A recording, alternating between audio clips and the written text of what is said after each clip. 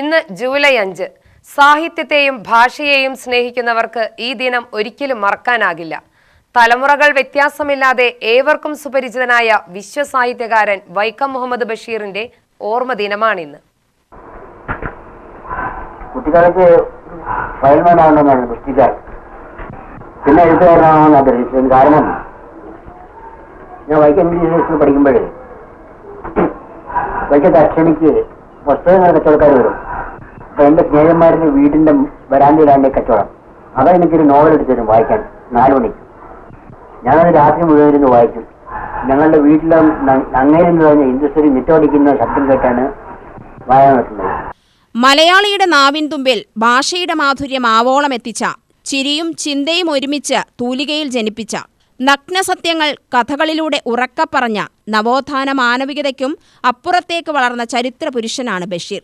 അവ്യക്തവും വിഷലിപ്തവുമായ പിളർപ്പുകൾക്കും അന്ധവിശ്വാസത്തിനുമെതിരെ ബഷീറിന്റെ തൂലിക അതിശക്തമായി ചലിച്ചു. പിറന്നു വീണത് പകരം വെക്കാനില്ലാത്ത വിശ്വസാഹിത്യ സൃഷ്ടികൾ.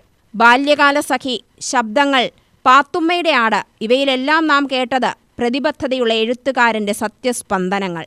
വൈക്കത്തിനടുത്ത് പണ്ട് ബാല്യകാല സഖി ഉണ്ടായിരുന്നു.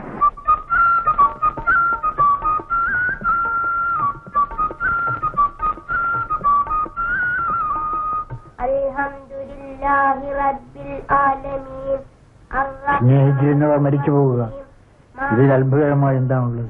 പിന്നെ നമ്മുടെ നായകൻ മജീദുണ്ടല്ലോ, അവനിപ്പോ വലിയ കഷണ്ടിയായിപ്പോയി. തിരിച്ചടികളും കഷ്ടതകളും സമ്മാനിച്ച കൈപ്പേറിയ ജീവിതം, ജയിൽവാസം, ഇവയൊന്നും ബഷീറിനെ കഠിനഹൃദയനാക്കിയില്ല. സ്നേഹത്തിന്റെയും കനിവിന്റെയും നാട്ടുഭാഷയുടെയും സുൽത്താനായി ഈ വൻമരം നിലകൊണ്ടു. എഡിൻബറോ സർവകലാശാലയിലും ഓറിയൻ ലോങ്മൻ സ്റ്റാളുകളിലുമെല്ലാം സുപരിചിതമാണ് പൊങ്കുരിശു തോമയും എട്ടുകാലി മമ്മൂഞ്ഞും ആനവാരി രാമൻ നായരും മണ്ടൻ മുസ്തഫയും മുച്ചീട്ടുകളിക്കാരൻ്റെ മകൾ സൈനബയുമെല്ലാം. മതിലുകളും ഭാർഗവീ നിലയവും ബാല്യകാല സഖിയും പ്രേമലേഖനവുമെല്ലാം വെള്ളിത്തിരയെ സമ്പന്നമാക്കി. വയലാലിൽ വീട്ടിലെ മാങ്കോസ്റ്റീൻ തണലിൽ ഇരുന്നാണെങ്കിലും വൈക്കം മുഹമ്മദ് ബഷീർ സൃഷ്ടിച്ചെടുത്തത് വിശ്വസാഹിത്യത്തിന്റെ മട്ടുപ്പാവിലെ ഇരിപ്പിടം തന്നെ.